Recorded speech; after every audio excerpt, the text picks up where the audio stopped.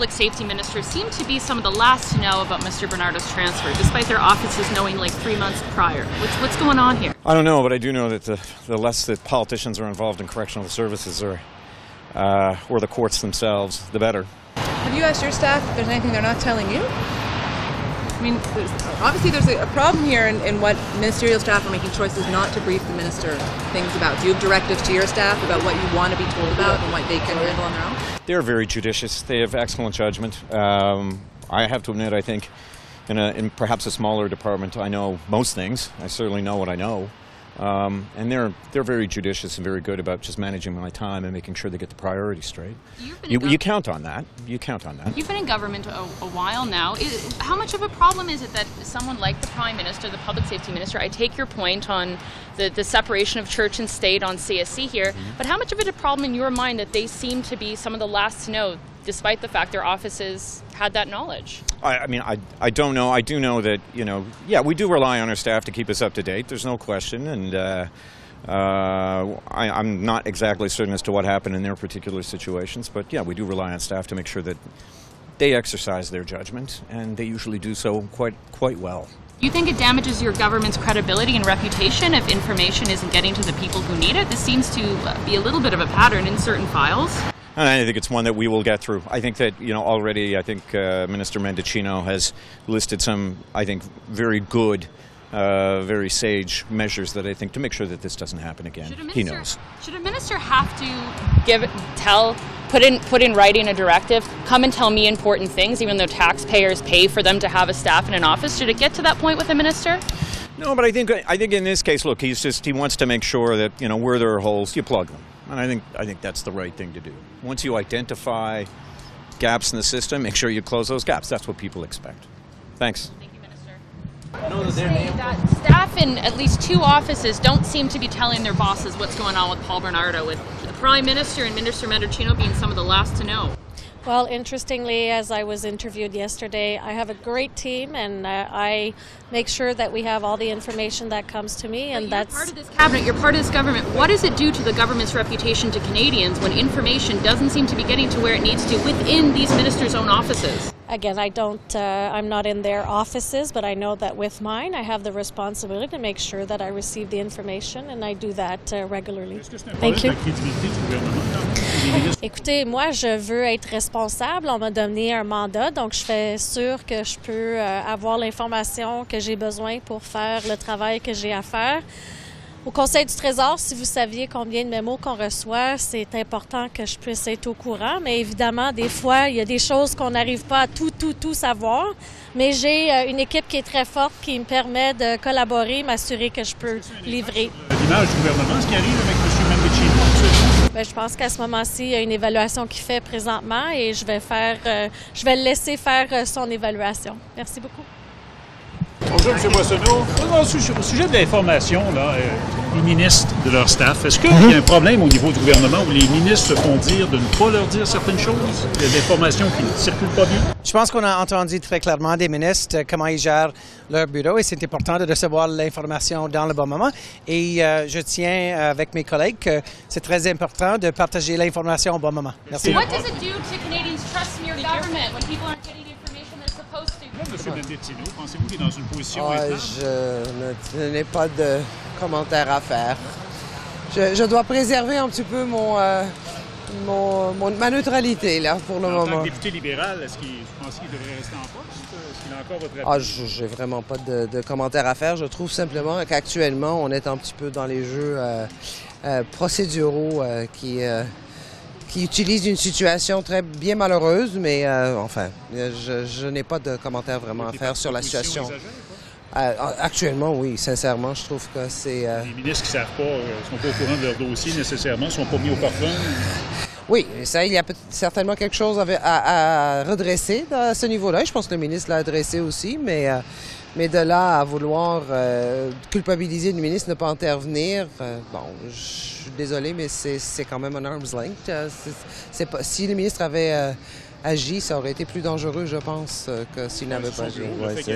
Oui, c'est pour l'information en tant que telle, mais qu'est-ce qu'il allait faire avec l'information, c'est aussi l'autre question. Une fois que vous avez l'information, qu'est-ce que vous faites avec? C'est pas inquiétant que les ministres ne soient pas mis au courant de... Ben, c'est sûr qu'il y a quelques failles dans la communication, des communications qui faillent, qui a besoin d'être redressées, mais je pense qu'ils sont en train d'y voir. Merci. Bonne journée. Information does not seem to be getting to where it needs to go in the government, with the Prime Minister and Marco Mendicino being some of the last to know about Mr. Bernardo's transfer. I don't know what anybody knew. I can only take them at their word that they heard it late. That's all I know. How concerned are you for what this says about your government and its reputation?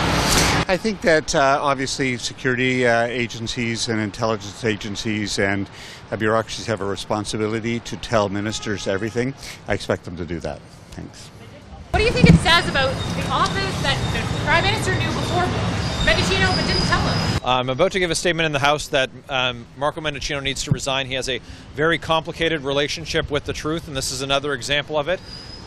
He needs to do the right thing and resign, because Canadians need to be able to trust their public safety minister, and that's not the case with him. Thanks. Monsieur Mendicino est en comité ce matin. Est-ce qu'à la suite de sa comparution, les réponses un peu évasives, est-ce que vous en êtes à demander sa démission? Je ne suis pas le genre à procéder avec des demandes de démission. J'ai l'impression qu'il a été presque jeté sous l'autobus un peu. Il n'a pas été nécessairement soutenu. Mais ce n'est pas une réflexion qui m'appartient à moi. Mais je pense que le témoignage de M. Mendicino s'ajoute à toutes les autres raisons pour avoir une enquête indépendante et publique, et que ce ne soit pas le gouvernement qui puisse essayer de gérer la perception sur l'enjeu des ingérences. Ça vous dit quoi que M. Trudeau le su la veille? Son staff ne l'avait pas dit? Son staff le savait? Ben, c'est cette espèce, j'en parlais hier, l'espèce de culture de l'ignorance, de dire qu'on n'était pas au courant, on ne nous l'a pas dit, ça ne semblait pas nécessaire qu'on nous le dise parce que c'était un processus purement administratif. Ça, pour moi, c'est pas acceptable. Quand tu es ministre ou quand tu es premier ministre, tu es responsable de ce qui se passe sous ta juridiction, tout simplement. Merci. Sir, is your government going to rethink the money it's giving to media organizations, given the 1,300 cuts from CTV and Bell yesterday? It doesn't really seem to be working. We're losing local news. What is not working? The bill that's not passed yet? No, that your government is giving money to media organizations, tax credits, whatever else, in order to help support local news. Yet we're still seeing these kind of gargantuan cuts. Do you see your government having a role in that? There's already a role, and we will always be there to support our traditional media, because you guys are one of the pillars of our democracy. So we have programs for the labor tax credit, right? We have other programs for regional media, and we have C-18, which is coming into force soon. 1,300 job cuts, is that enough? Is what you're doing working in this state? We always evaluate what's possible to do. But one thing is sure is that we're worried, and I've been saying since day one. We've lost almost 500 newsrooms across the country, big, small, cities, region, right? And that's not good for a democracy. So we have to be there, keep supporting the industry, and all options will always be on the table to see. Retooling the programs, the tax credits, in order to look like it's responding in a way to avoid these kind of cuts, or is there a way in your mind No, I think that our programs in many ways are working. Sometimes businesses make decisions that are purely business, and they have to make them. I mean, the 1,300 cuts are not all related to journalism. Some are there. And my thoughts are also with the journalists and the families who are the first victims of this. But it also shows the strength and the power of tech giants, right? Who are here, this big imbalance. That's why we have C-18. Ça va passer avant l'été? On l'espère. On est confiant. Mais ça dépend évidemment du Sénat, mais oui, c'est nécessaire pour nos salles de nouvelles. The question is brief. It's about the city of Toronto. They're complaining that they are having to turn people away from shelters because they don't have room and are not receiving assistance from the federal government to provide additional space for those people. Do you have any plans to, first of all, how would you respond to that, and do you have any plans to give them any additional funding? So we partner with municipalities and settlement agencies not just to get people to Canada, to make sure that they're supported. I'm aware over the past couple of days of certain comments that have come from the City of Toronto. We're going to remain engaged with them. I had an opportunity to speak with senior officials in my department about what the path forward may look like.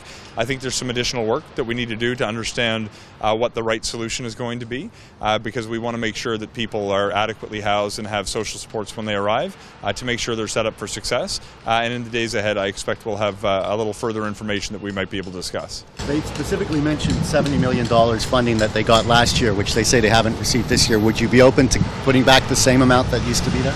I think we want to be careful not to just agree to a blanket number. There's work that goes into identifying what the need is, the appropriate partnership is for the federal government to step into.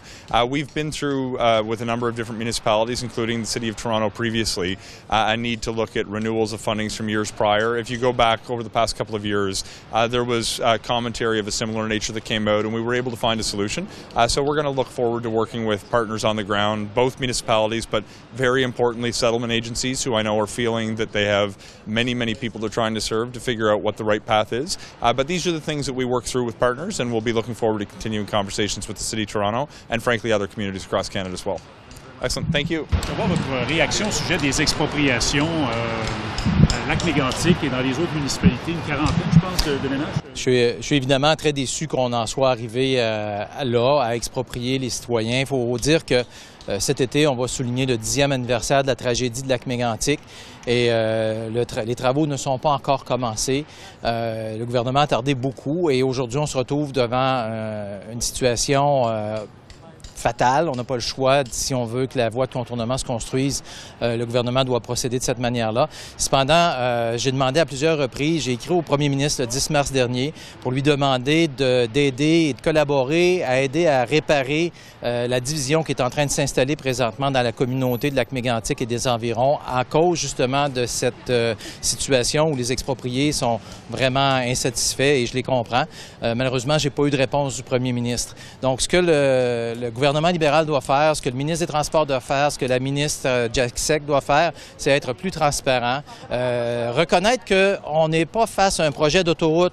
On est face à un projet qui suit une tragédie ferroviaire, la pire tragédie ferroviaire à survenir dans l'Est du pays, dans toute l'histoire du Canada. Et je pense qu'il faut reconnaître ça. Donc, on ne peut pas traiter les expropriés comme les autres dossiers. On doit reconnaître que ce sont aussi des victimes collatérales de la tragédie. Et malheureusement, j'attends encore des gestes concrets de la part du gouvernement qui vont démontrer qu'ils comprennent la situation spécifique qu'on vit à Lac-Mégantic. Est-ce qu'on met un petit peu la charrue devant les bœufs? Parce qu'on me dit que la Commission des Transports doit encore décider du tracé, donner son approbation au tracé. Alors, est-ce qu'on va un petit peu... Je pense que d'entrer dans les détails comme ceux-là, l'Office des Transports va émettre son opinion sur le tracé. C'est les mesures compensatoires si le tracé n'est pas parfait. Mais l'Office des Transports ne se prononcera pas sur le tracé. Le tracé qui est là, c'est le tracé, malheureusement, qui va être celui qui va être pour la voie de contournement. Donc, tout le processus technique. Je pense que le gouvernement avait envoyé les avis d'expropriation il y a déjà un certain temps. Ils avaient 120 jours pour répondre. 120 jours, on est arrivé. Donc, le gouvernement a dû envoyer les lettres. Cela dit, c'est pas parce que des lettres sont envoyées que le gouvernement ne peut pas en faire plus, que le gouvernement ne peut pas aider davantage, puis reconnaître que ces gens-là qui sont expatriés, c'est des victimes collatérales de la tragédie et les traiter d'une manière équitable, de la même manière qu'on a traité les expropriations quand on a dû exproprier le centre-ville de Lac-Mégantic. Any thoughts on the Asian infrastructure investment? You know, we see today the Canadian representative is flying back to Canada. French, English? Can you do it in English? I try. Yeah. So he said that there's no Canadian national interest in being part of that bank, that it's full of Communist Party members who make all the important decisions. What's the reaction of the opposition to that? It was another proof that Mr. Trudeau just admired the basic dictatorship regime of Beijing, and he wanted to show the world that by donating $256 million to the Infrastructure Asiatic Bank. So we need our money back because that was wrong. We told him that was wrong. We asked him to not send any more money, and he did. So now, how will he bring us our money back? We need our money. Canadians' money not to be served to expand the Pékin dictatorship regime. Yeah. Merci, M. Berthold. Je ne parlerai pas aussi long. Je voulais juste vous donner une mise à jour sur les agences étrangères. Hier, Jagmeet Singh, notre chef, a parlé avec Pierre Poilievre, le chef du Parti conservateur. Hier aussi, j'ai parlé avec Dominique Leblanc, qui a été mandaté par le premier ministre de mettre ensemble tous les aspects de l'ingérence, l'enquête publique sur l'ingérence étrangère. La position du MPD, c'est qu'il faut mettre toutes les parties reconnues dans une salle pour parler, bien sûr, des personnes et pour parler aussi du mandat. Et on est confiant qu'on pourrait avoir une entente autour du mandat sur la base de la motion du MPD qui a été adoptée par le Parlement à deux occasions. Et aussi, on est confiant de pouvoir trouver la personne ou les personnes qui pourraient mener cette enquête-là. Alors, on est confiant, mais il faut agir, puis on va continuer à pousser parce qu'on trouve que c'est important de régler ça dans les prochains jours. So, a quick update in terms of the inquiry, the public inquiry into foreign interference. Yesterday, Jagmeet Singh, the NDP leader, spoke with Pierre Poilievre, the leader of the Conservative Party. I spoke with Dominique Leblanc, who has been mandated by the Prime Minister to put in place a public inquiry. The message from the NDP has been very similar, that we believe it should be tackling all of the aspects of foreign interference that were incorporated into the NDP motions that passed the House on 2 occasions. And we believe as well that we need to have the 4 recognized parties in a room to look at the mandate and the person or the persons who can lead this inquiry. And we believe that this is something that can be done in short order in the next few days. And we believe we can find a consensus. Certainly, in terms of Parliament, we adopted the NDP motion two times. And now that the government has said it is open to putting in place a public inquiry, we believe that those motions really serve as the foundation for moving forward. Has the NDP put forward any names yourself yet as to who you think might do a good job? We're not going to share names, but yes, we're looking at a number of different names. I know the other parties are as well. And we believe we can find a consensus around that person or those persons that can lead this inquiry. Those conversations about specific people are already happening? I think it's fair to say that the exchanges of some names is happening. The conversations are not, and that's why we believe putting the 4 recognized parties in a room would be really beneficial to come into a consensus. Should Marco Mendicino be worried about losing his job? There's no doubt there is incompetence in his office to not be advised about this. We've heard about the Prime Minister's office as well. There should be consequences in his office, certainly. But this is a broader problem within this government. This is not the first time we've had ministers not seemingly being informed about very important issues within their ministry. And this has got to stop. The government has to show the utmost competence. It has not in this occasion and in many others. Là, on a vu une incompétence certaine quand on regarde ce dossier-là. Le ministre de la Sécurité publique aurait dû être informé. On vient de savoir aussi que le bureau du premier ministre savait aussi. Il y a définitivement un problème de compétence quand ces informations vitales ne sont pas transmises au ministre ou au premier ministre. You mentioned consequences, so what should happen next? The minister has a responsibility to ensure that in his office he's being informed of all vital matters. This is one example where the ministry simply fell short, and he is ultimately responsible. So he needs to make sure that there are consequences that are clearly communicated, that this does not happen again. And I think that'll be my last question because I have to get in for question period. About the inquiry, there seems to be a dispute about whether the inquiry should just focus on China and for interference from the Chinese government, or whether it should expand to potentially foreign interference from other countries. Where does the NDP specifically There is no stand on dispute. that? I mean, the Parliament adopted twice the NDP motion that talked about foreign interference writ large, including Russia. As we know, Russia has been involved in foreign interference in the American election in 2016, the Brexit referendum. We know of the allegations of Chinese interference. There are allegations coming from diaspora groups about Indian and Iranian interference. The NDP motions that passed twice in Parliament talked about foreign interference writ large.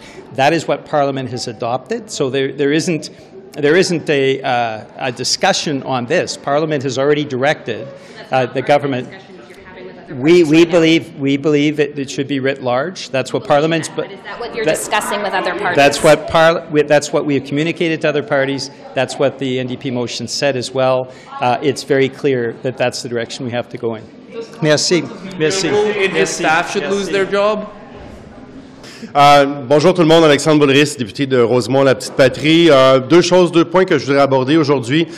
Premièrement, ce qu'on entend sur le terrain dans ma circonscription à Montréal, c'est que la crise du logement continue d'affecter énormément les gens de la difficulté à payer leur loyer, à payer leur hypothèque. Ils sont inquiets avec la hausse du coût de la vie en général, du coût de l'épicerie, mais également la hausse des coûts d'intérêt. Et nous, au NPD, on est tout à fait contre l'espèce de logique bizarre des conservateurs qui disent que parce qu'on investit dans les logements sociaux, parce qu'on dépense de l'argent, parce qu'on investit dans les programmes sociaux, bien, ça fait monter l'inflation, puis cette inflation-là fait monter les taux d'intérêt, puis frappe les gens. C'est absolument nécessaire de continuer d'avoir des programmes sociaux qui sont là pour la justice sociale, pour prendre soin des plus démunis puis de la classe moyenne. Alors, on refuse cette logique-là, mais on dit au gouvernement fédéral, par contre, il faut continuer, il faut investir davantage dans la construction de logements sociaux, de logements abordables, puis d'assouplir les règles de la Société canadienne d'habitation et de logement pour les coopératives d'habitation, qui sont une solution aussi intéressante de propriété collective de votre lieu d'habitation. Ceci étant dit, sur un autre sujet qui est celui du transport collectif, qui est également hyper important, il y a une crise en ce moment à Gatineau, puis le gouvernement libéral doit débloquer des fonds nécessaires pour que le projet de tramway entre Gatineau puis Ottawa, bien, il puisse voir le jour. Nous, au NPD, on croit au transport collectif. C'est une bonne solution contre l'auto-solo, contre le fait qu'on ait du trafic, qu'on ait des embouteillages, puis aussi énormément d'émissions de gaz à effet de serre puis de pollution. Ce projet-là, il a été promis plein de fois depuis 2016, mais par les libéraux de la région de Ottawa-Gatineau, mais malheureusement, le financement est toujours pas là. Le gouvernement du Québec, lui, s'est engagé en 2021 à financer 60% du projet, mais Ottawa se fait toujours attendre. Il faut que les libéraux remplissent leurs promesses, arrêtent de se traîner les pieds, puis que mettent le financement fédéral pour que le projet de tramway entre Gatineau et Ottawa puisse voir le jour finalement, puis qu'on puisse desservir les gens de la communauté ici, dans la grande région de la capitale. Parlement hybride, est-ce que c'est vrai que le NPD a fait pression pour qu'il n'y ait pas de barrière à siéger virtuellement, qu'il y en ait le moins possible pour être sur Zoom pour tout le monde? Bien, nous, on pense que la meilleure chose, c'est que les députés soient en chambre ici. Normalement, un député doit venir au Parlement, être à la Chambre des communes, faire son travail, rencontrer les intervenants, parler aux collègues. Par contre, on a vu, après la pandémie de COVID-19, à quel point c'était utile d'avoir la possibilité d'avoir un Parlement qui est hybride pour un paquet de raisons. Vous êtes en congé parental. Vous devez rester à la maison pour des obligations familiales. Vous devez vous occuper d'un parent qui est malade ou d'un grand-parent malade, mais vous voulez continuer à faire votre travail. Pour des gens qui ont des longues obligations de transport, par exemple, je pense aux gens du Nord, je pense aux gens de Terre-Neuve, aux gens de Colombie-Britannique ou de l'Ouest, ça donne des possibilités de continuer à travailler sans nécessairement faire des sacrifices qui sont importants des fois d'un point de vue humain ou familial. Donc, évidemment, le NPD, on est en faveur de la poursuite de la possibilité d'un Parlement hybride, mais en disant que ça doit être l'exception et non la règle. La motion, est-ce qu'elle a la légitimité suffisante? D'accord. Je dois aller aux périodes de questions, mais je crois que c'est quelque chose que M. Vélez est en d'accord avec aussi. I just want Canadians to know that, oh, okay, thank you, that I think both the NDP, but also the Bloc, as well as the Greens and the Liberals, are all very frustrated right now with the games that the Conservatives are playing that is holding up childcare legislation. And we have 20 minutes left of debate before we're able to vote on C-35, which is a historic and transformational project when it comes to affordable and accessible childcare. We've had unanimous support within the House, and the only political party that is playing games and delaying this legislation are the Conservatives. I have to say I'm fed up with their hypocrisy. I wish they would be honest with Canadians and actually say that they don't support childcare, that they're not in favor of affordable childcare, instead of playing these procedural games that is delaying the passing of this truly historic and transformational legislation. We've had exceptional collaboration with the NDP, with the Greens, and the Bloc Québécois on this, and it is only the Conservatives that are playing these silly partisan and political games to hold up affordable, accessible accessible childcare for Canadians. Merci, Madame. M. Bourris va reprendre le micro. Merci, maintenant, M. Bourris va reprendre le micro. Oh. Oui, OK. Vous avez juste un petit commentaire? Oui, j'ai seulement un petit commentaire, mais je crois que c'est extrêmement important pour les Canadiens de savoir que les conservateurs sont en train de retarder l'implémentation de la législation de garderie et de petite enfance, et c'est seulement les conservateurs qui font ces jeux à ce moment-là. Merci. Merci. M. Bourris, sur le tramway de Gatineau. Oui, juste un petit commentaire avant. Le ministre avait raison, il faut que ces 35 passent. On a travaillé fort là-dessus, puis on est contre l'obstruction des conservateurs. Oui. Sur le tramway de Gatineau, le ministre Guilbeault était ici il y a quelques minutes. Il a dit que ce n'est pas le fédéral qui mène. Dans ce cas-ci, il semble manquer le financement du fédéral. Comment est-ce que vous mettez de la pression? Qu'est-ce que vous entendez de la part du gouvernement et comment ça peut déboucher selon vous? Bien, c'est complètement incohérent, c'est-à-dire que tous ces projets de transport collectif et d'infrastructure, on a souvent une partie qui est municipale, provinciale, fédérale. Il y a 3 morceaux dans le puzzle, il en manque un morceau en ce moment. Puis c'est le morceau de M. Guilbeault, puis c'est le morceau du gouvernement libéral. Il faut qu'ils fassent leur part, puis qu'on puisse aller de l'avant pour servir la population aussi de la région qui ont besoin de transport collectif. Puis c'est la voie de l'avenir de toute façon, que ce soit pour les transports intermodaux ou alors même pour la lutte au changement climatique.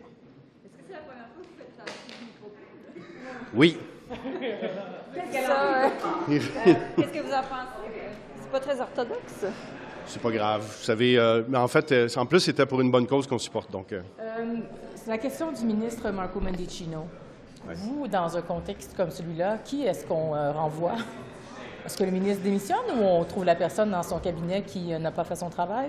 Bien, écoutez, ça arrive trop souvent chez les ministres libéraux qui font preuve d'incompétence, ou leur équipe fait preuve d'incompétence. Puis là, des manques de communication comme ça, c'est surtout ça qui nous agace, nous, au NPD. C'est l'absence de communication entre le ministère puis les familles, entre le bureau du ministre puis le bureau du premier ministre. Je veux dire, à un moment donné, là, qu'ils s'assoient puis qu'ils soient capables d'ouvrir leur boîte courriel puis qu'ils se mettent à jour puis qu'il n'y ait pas des délais qui sont interminables non plus. En même temps, au NPD, on ne croit pas que c'est le rôle d'un ministre d'avoir un avis sur le transfert d'un prisonnier. C'est des cas extrêmement précis. Il doit y avoir une différence entre le politique et le judiciaire. On est très prudent sur ces questions-là. Mais sur les questions des communications internes, c'est à répétition l'incompétence des ministres libéraux. Parlement hybride, rapidement, la motion, est-ce qu'elle a la légitimité, si les conservateurs et les bloquistes s'y opposent, de changer les règles comme ça, à deux? Pourquoi pas chercher le consensus? Bien, c'est sûr que nous autres, on cherche le consensus le plus large possible pour être capable de changer les règles du Parlement. Mais en même temps, c'est un peu hypocrite de la part des conservateurs et des bloquistes de vouloir empêcher cette conciliation travail-famille qui est nécessaire pour des députés, notamment des députés qui sont des jeunes parents, alors que c'est les conservateurs et les bloquistes qui utilisent le plus le Parlement hybride, notamment l'application de vote. Vous avez des données? Vous avez des preuves de ça? Oui. On peut vous en fournir. Bonne journée. Merci à vous. Today, I would say I'm disappointed with the, I would say, views of the government in turning down my request for unanimous consent. Today was an opportunity for all of us parliamentarians to work together to put in place a piece of legislation, Bill C-342, that would have which would have returned a sense of normalcy, restored the trust and confidence that the Canadian people are looking in our justice and correctional system. And unfortunately, the government decided that it didn't want to do that. And what's more deplorable is the fact that the government at question period talked about working together to correct the situation so that dangerous offenders and criminals, heinous criminals like Paul Bernardo, are put away in maximum security. And then, through their actions, they went against that and denied my request for unanimous consent. So I'm disappointed, of course, in that decision. Bonjour. On est extrêmement déçus aujourd'hui que les libéraux aient rejeté notre demande de faire une adoption rapide, unanime du projet de loi de mon collègue Tony Baldinelli au sujet de la détention des détenus qui ont une cote de sécurité maximale. Les libéraux, pendant la période de questions, particulièrement le leader de la Chambre des libéraux, a demandé à notre chef de le regarder droit dans les yeux, puis a offert de la collaboration pour qu'on puisse travailler ensemble pour faire en sorte que les criminels qui doivent rester dans des établissements à sécurité maximum le restent. À la première occasion, les libéraux ont choisi de ne pas travailler en collaboration avec l'opposition parce qu'on leur a offert d'adopter d'une manière consensuelle et unanime le projet de loi de mon collègue, M. Baldinelli, qui justement vise à faire en sorte que les détenus qui ont la cote de sécurité maximale, comme M. Bernardo, restent dans des prisons avec une cote de sécurité maximale. Donc, on voit que tout ça, c'est que du jeu de la part des libéraux. Leur intérêt à protéger les victimes n'est qu'un spectacle à la Chambre des communes. Ils avaient l'occasion de démontrer une réelle volonté de travailler en collaboration avec les autres parlementaires aujourd'hui. Donc, ils ont tourné le dos, ils ont rejeté ça, ils ont donc tourné le dos aux victimes.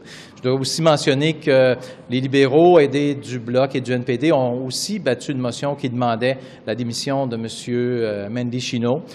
C'est une motion qui aurait pu effectivement être la chose juste à faire aujourd'hui. Le Bloc et le NPD ont choisi de supporter en place le ministre de la Sécurité publique, M. Mendicino, et son long record de mensonges, de désinformation à la Chambre des communes, et dont le dernier est justement concernant le fait que M. Bernardo a été conduit dans un établissement à sécurité moyenne. Donc, malheureux aujourd'hui que le Bloc, le NPD, choisit d'appuyer les libéraux et de tourner le dos aux victimes de ce monstre qui doit rester derrière les barreaux pour le restant de ses jours. Merci. I've got a couple of questions about your proposed legislation, Mr. Baldinelli. Will this be Conservative Party policy in the next election? Like, if it is such a necessary plan, is this something your party is committed to going forward with should you form government? And it builds on the policy recommendations that we already have through our membership. And so, yes, I'm hopeful that we will continue to promote it. In fact, in the fall, if this legislation, when we come back in the fall, I'll have an opportunity to table it and work on second reading debate as well, moving forward. We're putting forward common sense solutions to the problems that has been put forward, really, by the government in 2019. They put forward through C-83 changes to the wording in prison selection, which in essence put the wording at least restrictive environment. So we're looking for common sense solutions. We're going back to the wording that we had in our justice legislation in 2012 under the Safer Communities Act to make it the not least restrictive, but the exact wording, hold on, I apologize,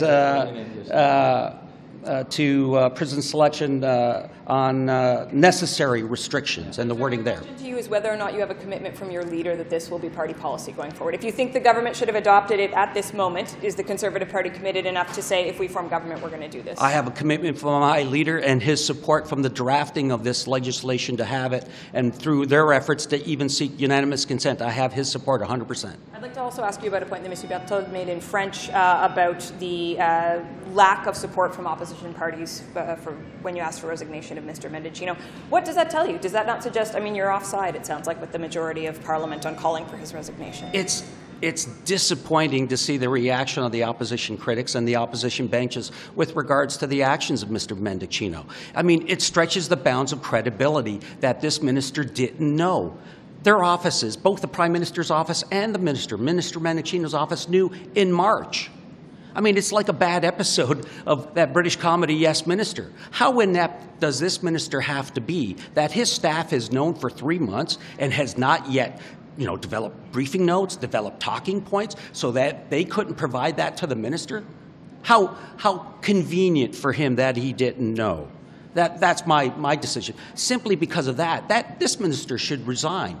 But do you think in a way you have given the Prime Minister's office a bit more fodder not to push for his resignation when now they've just learned that the majority of the parties in there, that the NDP and the Bloc won't side with you? It's typical of this government. They refuse to admit when they've made a mistake. Why does it take this government so long to admit their mistakes and then take corrective actions? They're simply doing that again. This minister, I believe, and Lucas talked about it, 7 instances where he's actually made changes or outright lies, misleading statements to the House, for example. I mean, the Emergencies Act, for example. He's indicated all the police had said that they requested the Emergencies Act and the powers of the Emergencies Act. And then we later find out that wasn't the fact. Why is it always this minister? Why can't the Prime Minister recognize that this minister has to go, not only for the good of all Canadians, but to ensure the public safety here of all Canadians?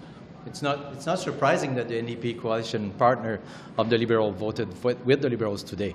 They will always protect the Liberals, so it's not a surprise. But for the Bloc Québécois to stand on the side of this monster, it's disgusting, and it's really not what should happen. They should have stand by the side of the victims. I think you have to say there's a difference between standing with Paul Bernardo and calling for the minister's resignation. I mean, that was what you just suggested rhetorically. I don't think you really think, or tell me, do you think the other people in there stand with a monster? I think we cannot stand with a minister who didn't have the honesty to tell the family when he learned it.